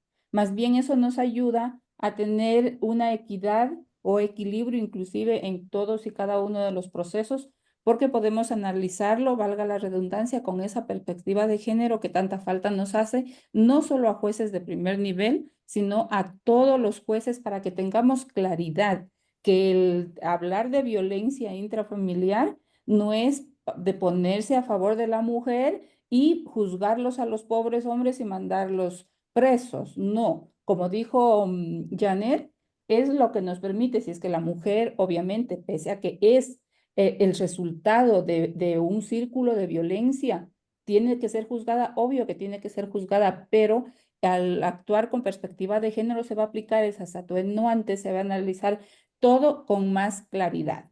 Y respecto al caso que dice que en el caso que usted nos leyó, que si se aplicó correctamente la definición de consentimiento desde una perspectiva de género, no, absolutamente no, porque que no se resistió suficientemente.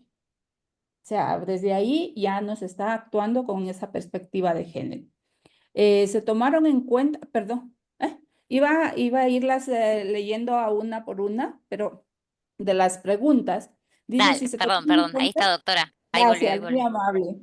Si tomaron en cuenta los estándares internacionales que reconocen el testimonio de la víctima como una prueba fundamental, tampoco, porque hay estándares como la persistencia, la credibilidad, que, bueno, son algunos desde el punto de vista del testimonio, tampoco, porque dice que no fue, no lo analiza, simplemente dice que no fue lo suficientemente claro o coincidente, algo así decía el texto, pero no Contundente. sé, contundente, exacto, o sea, ¿a qué se refiere con contundente?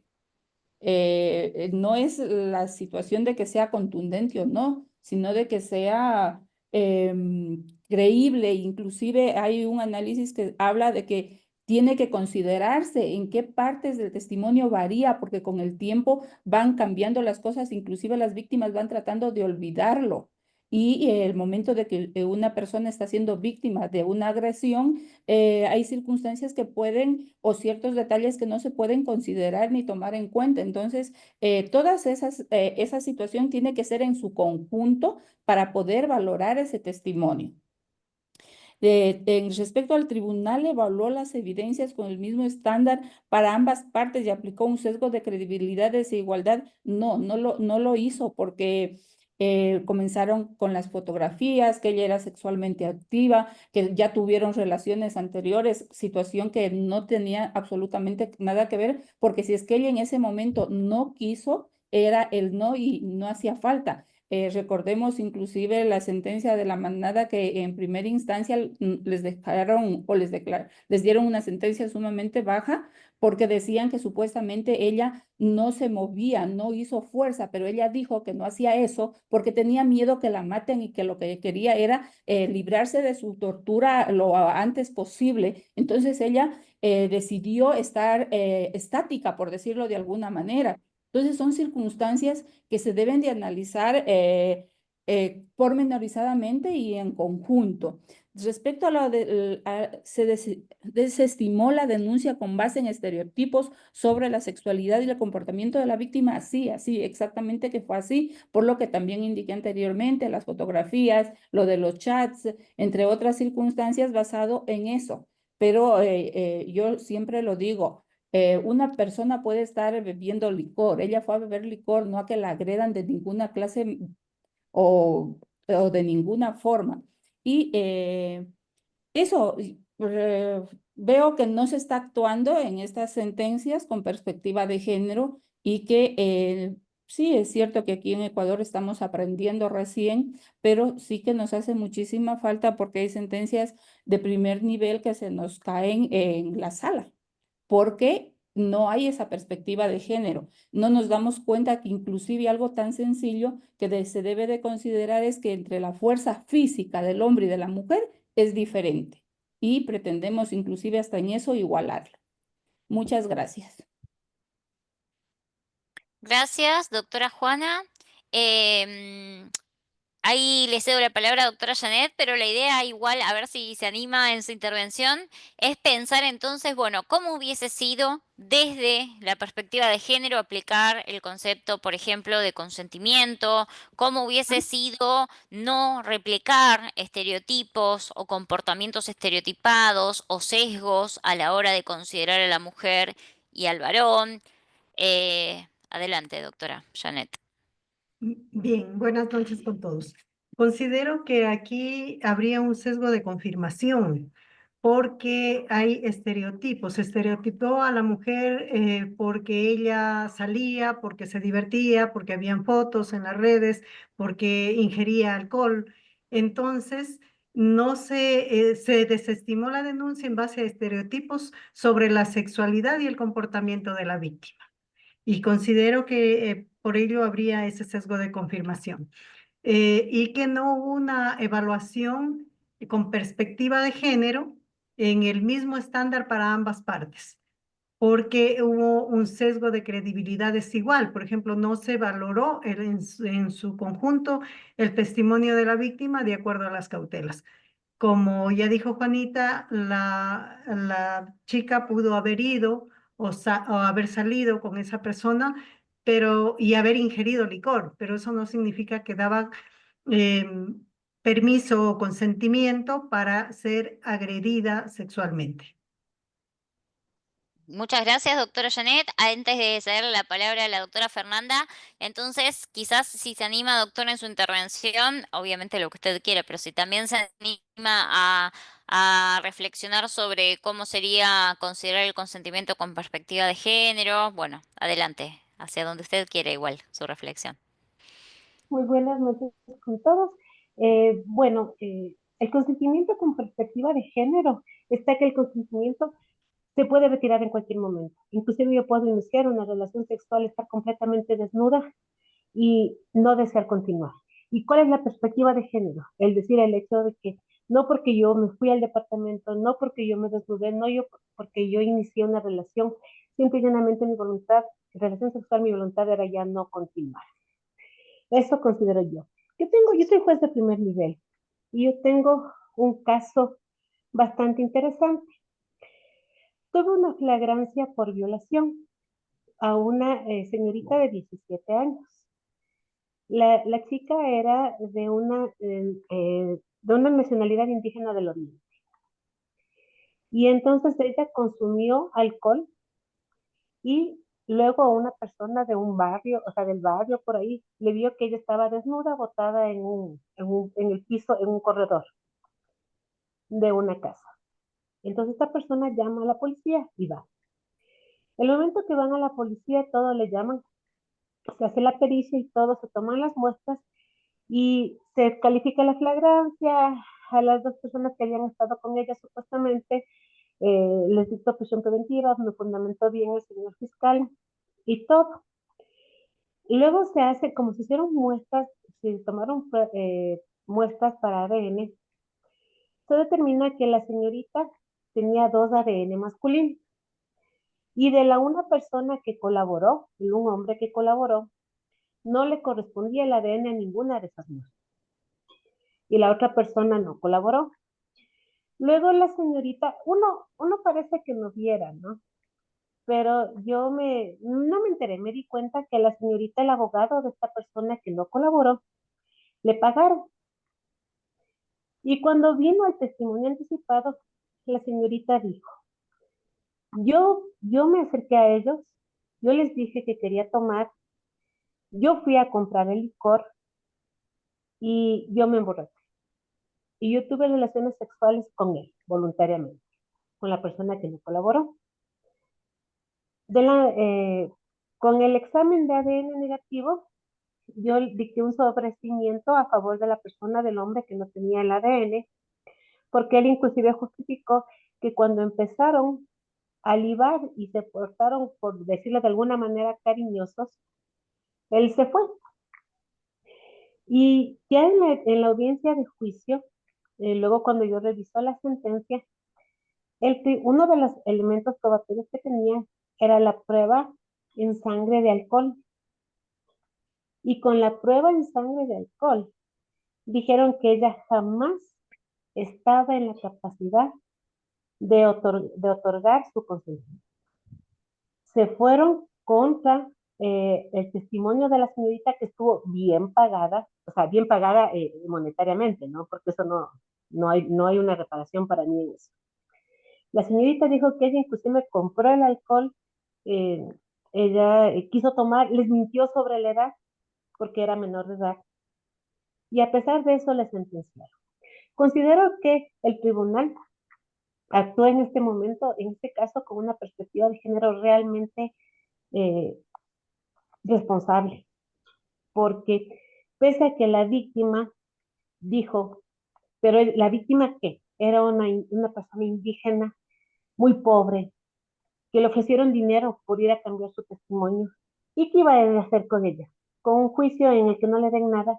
Ella mejor recibió su dinero, pero el tribunal analizó todas las pruebas y determinó que ella fue influida, decía la sentencia, en su testimonio y que era imposible de que ella consienta. Entonces, este es uno de los casos en los cuales para mí yo sí considero que se aplicó y yéndose en contra del testimonio del adolescente. Muchas gracias, doctora Fernanda. Muy interesante lo que usted plantea y cómo está considerando ahí críticamente la perspectiva de género y la inclusión de la perspectiva de género. ¿Alguien quiere reflexionar sobre este caso? Porque es muy interesante.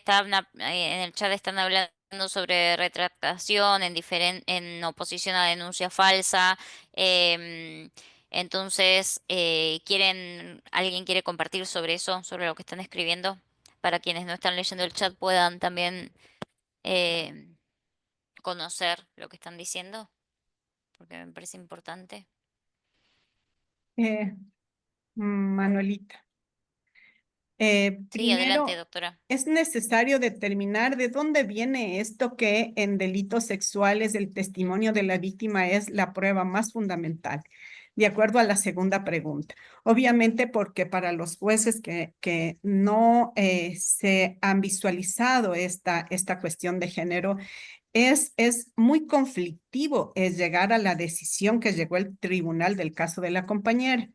Pero esta concepción del testimonio de la víctima como prueba fundamental, en concatenación con las demás pruebas, sale del estándar establecido por la sentencia de la Corte Interamericana de Derechos Humanos, concretamente uno de los casos es Rosendo Cantú versus México, en el que la Corte hace un análisis de por qué el testimonio de la víctima en caso de delitos sexuales, que ya habíamos especificado antes con la intervención de otra compañera en otras reuniones, en el que en estos casos no hay testigos presenciales.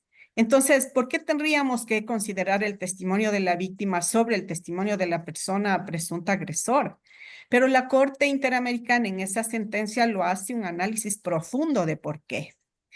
Ahora, sí, bien, o sea, qué difícil para el tribunal, porque como dice la doctora Mayrita, no es que la víctima declaró lo que declaró en la denuncia, existe lo que se llama la retractación de la denuncia inicial, y si nos ponemos a comparar como elementos de convicción la denuncia, que es la noticia criminis, y el testimonio, obviamente el testimonio es una prueba anticipada, pero los jueces de tribunal llegan tan más allá en cuanto a visión de género que no obstante de que la única prueba anticipada, la víctima se pronuncia y dice, la verdad es que yo fui a tomar, yo tuve relaciones consentidas con él, etcétera, etcétera.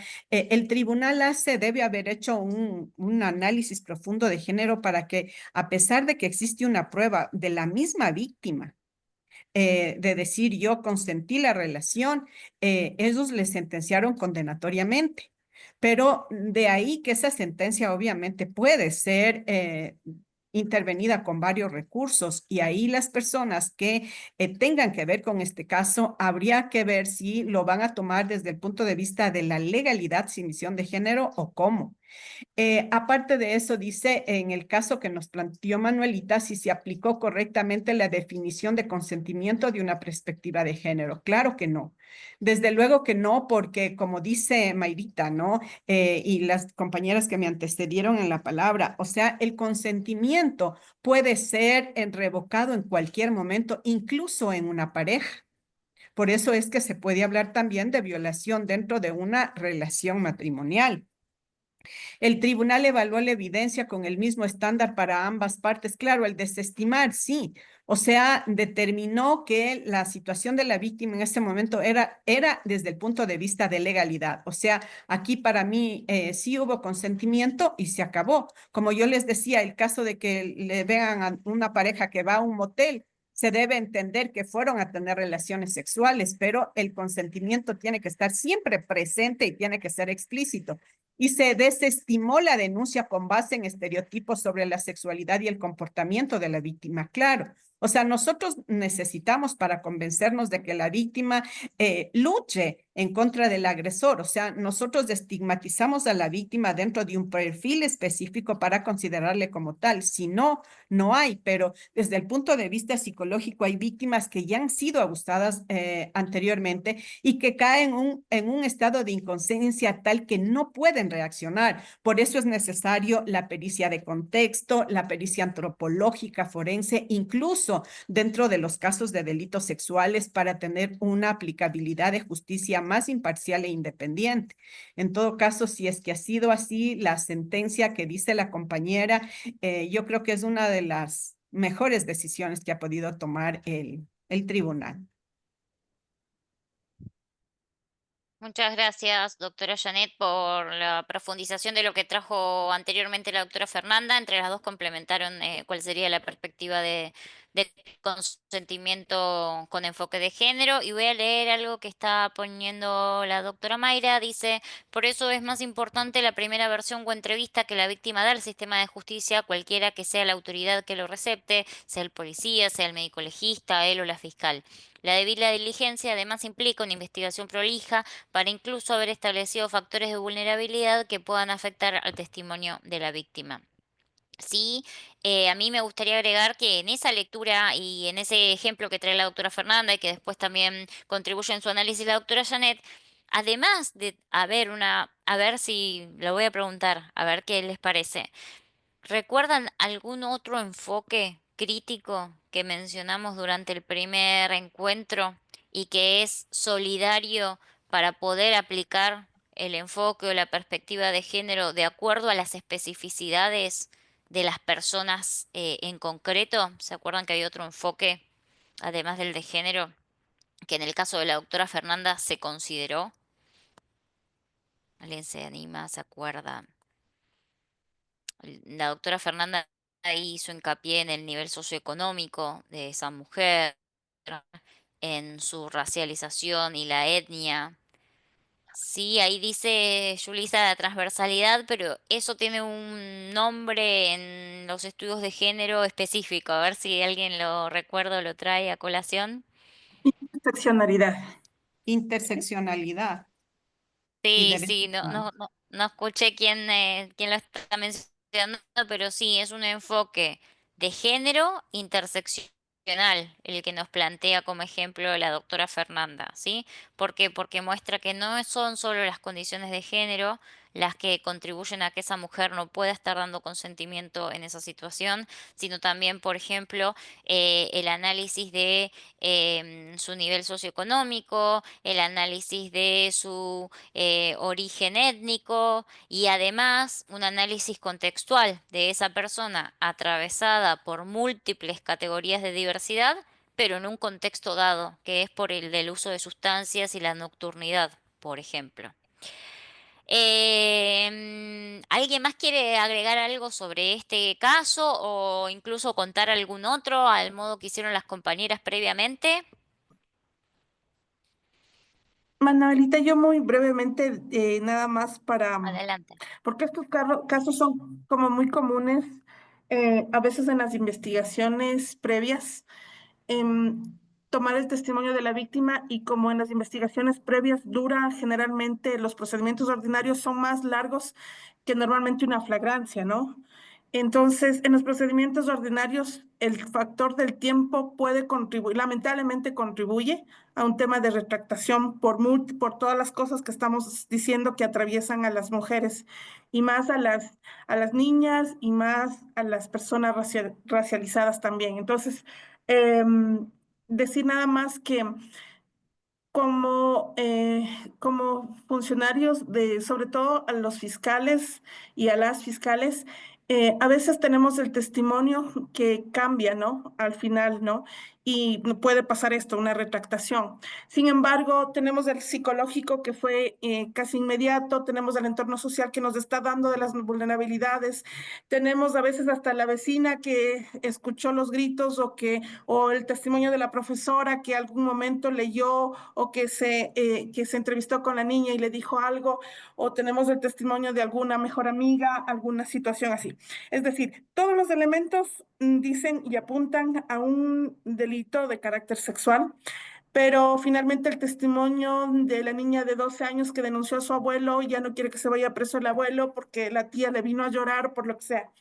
Entonces, tenemos el testimonio de la víctima que dice, no, sí, en un principio dije esto, pero ya no es. Entonces, ¿qué pasa? No quiero, no, quisiera un poco que la perspectiva de género les ayuda a salir del estado de comodidad y de decir, ah, no, entonces como el testimonio anticipado, que es la pieza principal, me dice que no ha sido abusada, entonces archivo, y entonces, ¿qué pasa? No pasa esto a un proceso judicial. Entonces, animarles a los y las fiscales a que el caso debe tener coherencia entre todo. Entonces, si de todas las pruebas me apuntan a una hipótesis, pero solo el testimonio es el que no cabe, no nos acomodemos a la situación y llevemos esto a los jueces, para que sean los jueces en definitiva los que definen la situación y sean ellos los que juzguen las pruebas. Nada más eso, doctora Manolita. Gracias, doctora Mayra. Muy interesante esto de el cómo. No es solo qué perspectiva, sino también cómo. Y algo básico es que la perspectiva de género no genera certezas, valga la redundancia, sino que genera preguntas críticas, le hace preguntas a la realidad. Y esas preguntas son las que nos llevan a poder tomar decisiones que sean basadas en las necesidades de las personas a las que tenemos enfrente. Me parece muy importante esta reflexión que usted trajo, Mayra. Y hasta acá hemos llegado con los contenidos básicos, los contenidos fundamentales de la perspectiva de género. Hay muchísimos más. Trajimos los que eran más como urgentes de ser abordados, ¿no? Que tienen que ver con la construcción sexo-género, la heteronormatividad, la cis-heteronormatividad como supuesto, la construcción de la identidad de género, los sesgos de género en relación a las identidades y a las orientaciones sexoafectivas, los ciclos en los que se reproduce la violencia de género al interior de las parejas, las especificidades de la violencia de género, algunos intentos de clasificación, aunque hay muchos otros. Y la idea es que en el resto de los encuentros, los próximos 4 son con la doctora Jocelyn, puedan con estos conceptos empezar a pensar cuestiones muchísimo más jurídicas y más de la materia que a ustedes les compete. Entonces, de mi lado es todo, pero quedan unos minutos, dejo un espacio para quien quiera agregar algo, reflexionar algo o si no quieren agregar nada para despedirnos. Sí les voy a compartir ahora mismo en este chat el link en el que encuentran las diapositivas de estos encuentros, las pueden descargar. Yo también voy a compartir este link con Diego para que lo pueda compartir al chat en caso de que lo necesiten. Y no lo tengo ahora armado, pero voy a armar una listita de algunos materiales básicos para que las personas que recién se acercan a las cuestiones de género encuentren esto explicado por las teóricas que lo escribieron, así lo pueden leer de primera fuente si les interesa. Y eso es todo por mi lado. Les cedo la palabra en caso de que quieran agregar algo.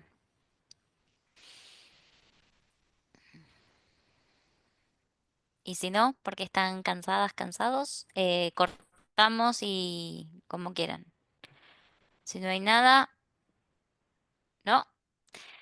Bueno, Manolita, entonces eso, les despido, Sí, adelante, sí, perdón, tengo un Manolita, delay. solamente quiero tomar la palabra para agradecerle.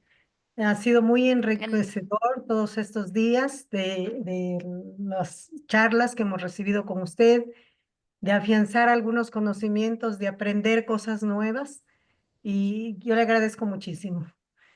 Muchas gracias por el material que comparte, y también creo que nos ofrecieron algo de material por escrito, creo algún resumen o algo. Sí, sí, Muchas vamos gracias. a compartir eso con ustedes. Al contrario, yo agradezco a ustedes, yo trabajo en cuestiones de género, pero en general siempre con personal de salud o con personal de intervención psicosocial y fue mi primera experiencia con un grupo del ámbito jurídico que están súper formados, que tienen un montón de experiencia, entonces yo me llevo mucho aprendizaje de estos talleres y me gustó mucho compartir, así que el agradecimiento es mutuo. Fueron muy enriquecedoras todas sus reflexiones y realmente anoté cosas, aprendí, me llevo cosas para leer, así que eso es importante en los procesos de aprender, que aprendamos todo eso. Así que muchas gracias. Bueno, un gusto conocerle. Seguro me conecto alguna vez más para escuchar a Jocelyn y para seguir el camino del diplomado. Les agradezco un montón y les voy a compartir también mi mail en caso de que alguna vez, no sé, se necesite estar comunicadas. A ver, se los dejo acá y armemos red, que siempre en red es más fácil. Y gracias. Un saludo, que descansen y les veo pronto. Un saludo. Muchas Hasta gracias, luego. Manuelita. Gracias. Gracias, Manelita. Gracias a Gracias, ustedes. buenas noches. Gracias, Chao, hasta mañana, chao. hasta la próxima clase.